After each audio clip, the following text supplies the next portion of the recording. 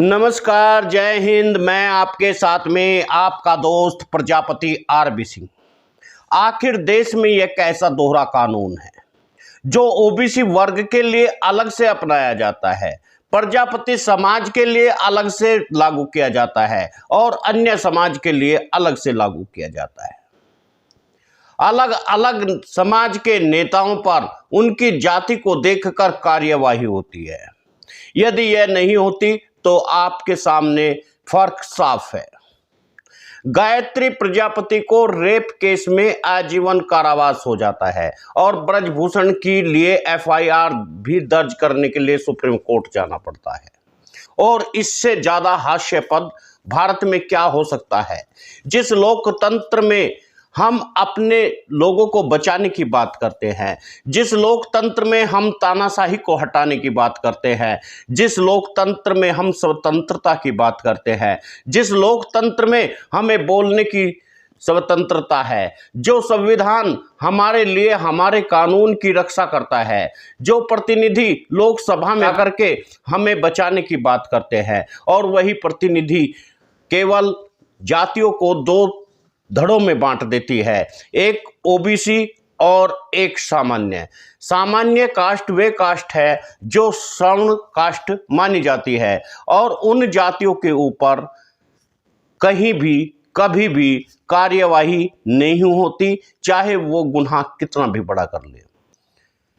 चिमन्यानंद नाबालिग बच्ची के साथ में दुष्कर्म करने के बाद भी खुला घूमता है।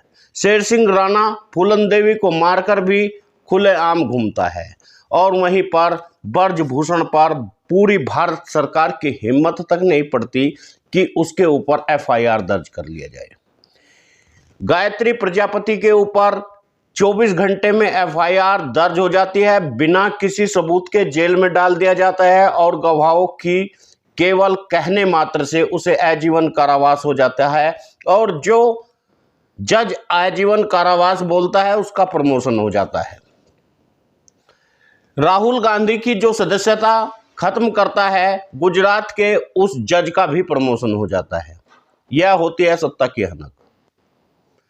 यानी कानून को किसी भी तरह बदले, अपने विरोधियों को किसी भी तरह खत्म करे और अपने लोगों को किसी भी तरह बचाए। यह होती है सत्ता की हनक। खुलेआम कैमरे पर बयान देने वाले ब्रजभूषण पर आखिर कार्यवाही क्यों नहीं?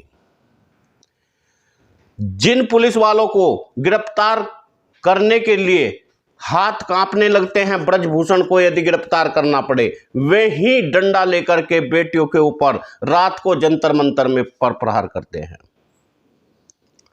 दारा सिंह प्रजापति कुछ लोगों को लेकर के हक मांगने के लिए जंतर मंतर पर जाते हैं, तो सुबह उठकर देखते हैं तो उनके फार्म हाउस को जमींदोज कर दिया जाता है।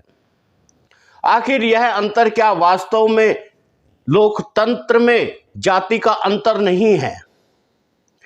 जिस देश में कहा जाता है कि यहां पर जातिवाद नहीं है, यहां लोकतंत्र है, यहां सब धर्मों को समान माना जाता है, उसी देश में जाति के आधार पर कानून अपना काम कर रहा है, सत्ता के आधार पर कानून अपना काम कर रहा है। कुलदीप सेंगर को जमानत मिल जाती है। कुलदीप सेंगर के हाथ तमाम उन लोगों के खून से सने हुए हैं जो लोग गवाह थे। एक तड़ीपार आदमी देश का गृह मंत्री बन जाता है, क्योंकि तुलसी प्रजापति के मामले में उसके हाथ भी खून से सने हुए हैं। लेकिन इस देश में लोकतंत्र टूटता नहीं है, लोकतंत्र खराब होता नहीं है, और लोकतंत्र जो का तो दिखाने के लिए बना रहता है। यह है पूरे भारत की जो स्थिति आप आजकल देख रहे हैं। ब्रजभूषण के ऊपर आखिर कार्रवाई क्यों नहीं होती? जब दारा सिंह प्रजापति के फार्म हाउस पर बुलडोजर चल सकता है, ब्रजेश प्रजापति का घर ढाने के लिए बुलडोजर पहुंच सकते हैं, तो मैनपुरी में 5 लोगों को जिंदा जलाने वाले को जमानत क्यों? आगरा में जिस बेटी के साथ में दुष्कर्म किया गया 13 वर्षीय के साथ में, आखिर उस पर बुलडोजर क्यों नहीं चलता? यह तमाम सवाल पूछने वाले सवाल हैं। लेकिन मैं आपको आज बड़ी बात बताता हूं, ये आपके फायदे के लिए बहुत बड़ी बात हो सकती है। यदि वास्तव में आप राजनीति करना चाहते हैं, यदि वास्तव में आप देश को हक और हिस्सा दिलाना चाहते हैं, देश में बड़ा आंदोलन खड़ा होने वाला है। अन्ना हजारे से भी बड़ा आंदोलन अब देश में खड़ा होने वाला है। इसकी सुगबुगाहट अब दिखाई देने लगी है, अब सुनाई देने लगी है। जो लोग इस आंदोलन से जुड़ जाएंगे वे इस देश के फिर से राजा बनेंगे और यह आंदोलन खिलाड़ियों के आधार पर चलाया जाएगा।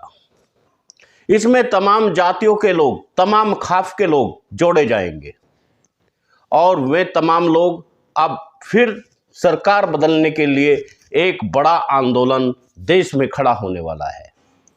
आज जंतर मंतर पर जाने की जरूरत है प्रजापति समाज के उन तमाम संगठनों को जो संगठन चला रहे हैं, क्योंकि इससे ज्यादा पब्लिसिटी और कहीं मिल नहीं सकती। क्योंकि प्रजापति समाज को यदि अपनी भागीदारी तय करनी है, अपनी हिस्सेदारी तय करनी है, तो देश के उन बड़े आंदोलन में भी हवा देनी होगी। क्योंकि जयप्रकाश नारायण के जो आंदोलन हुआ था, जेपी आंदोलन जिसे बोला था, उस आंदोलन में प्रजापति समाज की जगह यादव समाज पहुंच गया था और यादव समाज को बड़ी भागीदारी मिल गई थी। वहीं पर अन्ना आंदोलन में मैन भूमिका अरविंद केजरीवाल ने निभाई थी और अरविंद केजरीवाल को बड़ी भागीदारी मिल गई थी। आज दिल्ली के सीएम अरविंद केजरीवाल है, उनकी पार्टी गुजरात में वर्चस्व रखती है और वहीं पर पंजाब में उनकी सरकार है। लेकिन वहीं पर अब तीसरा आंदोलन खड़ा होगा। इस आंदोलन में जो जो लोग भाग लेंगे, जो खिलाड़ियों के साथ होगा, वो राज करेगा। ये मैं दावे के साथ कहता हूं, आप लिख लेना। जो लोग जंतर मंतर पर जाकर के खिलाड़ियों का साथ देंगे और इस बड़े आंदोलन में अपना भाग लेंगे, वही लोग आगे जाकर के राज करेंगे। आज प्रजापति कुम्हार समाज के लोगों को जरूरत है इस आंदोलन में ज्यादा से ज्यादा भाग ले। इसके अलावा 28 मई को एक बड़ा महाकुंभ विद्याधर नगर स्टेडियम में जयपुर में होने वाला है, जो प्रजापति कुम्हार समाज के लोग, जिसमें देश विदेश से इकट्ठा होंगे। तमाम लोगों से अपील की जा रही है तमाम लोग वहां पहुंचे और उसमें भाग लें, ताकि समाज का हक और हिस्सा तय किया जा सके। यदि आप वास्तव में जागरूक हैं, यदि आप समाज को जगाना चाहते हैं और समाज में ताकत बनाना चाहते हैं, तो आपसे अपील है आप वीडियो को ज़्यादा से ज़्यादा शेयर करें, वीडियो को ज़्यादा से ज़्यादा लाइक करें। यदि न्यूज़ चैनल आपने सब्सक्राइब नहीं किया है तो सब्सक्राइब कर लीजिए, ताकि हर खबर आप तक पहुंच सके। आज समाज के साथ में दोहरे कानून का रवैया अपनाया जा रहा है, ऐसा कानून जो राजा महाराजाओं के ज़माने में भी नहीं अपनाया गया होगा, वह कानून आज लागू किया जा रहा है। आज कुम्हार समाज पर अलग से कानून लागू किया जाता है, गायत्री प्रजापति पर अलग से कानून लागू किया जाता है, ब्रजेश प्रजापति पर अलग से कानून लागू किया जाता है और वहीं पर ब्रजभूषण जैसे लोगों पर, शेर सिंह राणा जैसे लोगों पर अलग से कानून लागू किया जाता है। सोनू मोनू सिंह को अब बुलडोजर से डराया नहीं जाता है। उत्तर प्रदेश के रहने वाले हैं ब्रजभूषण, उनकी गर्मी कब शांत करेंगे योगी आदित्यनाथ? क्या उनकी गर्मी शांत करनी नहीं आती? आज उत्तर प्रदेश में जातीय द्वंद्वता इस कदर है, योगी आदित्यनाथ के पास में ठाकुर समाज की एक लंबी फहरिस्त है, जो बड़े डाकू भी हैं, बड़े बदमाश भी हैं, बड़े घोटालेबाज भी हैं और बड़े बड़े जिन्होंने रेप कांड और बलात्कार किए हैं। लेकिन क्या उनका इनकाउंटर होगा? क्या उनके ऊपर बुलडोजर चलेगा?